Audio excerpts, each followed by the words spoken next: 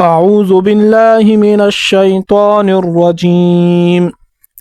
بسم الله الرحمن الرحيم.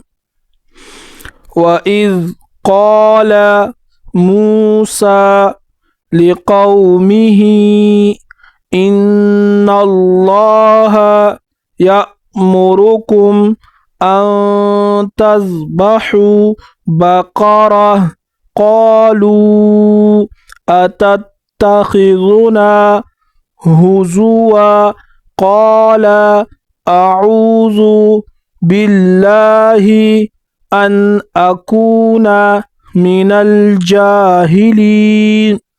قالوا ادع لنا ربك يبين لنا ما هي قال إنه يقول إنها بكرة لا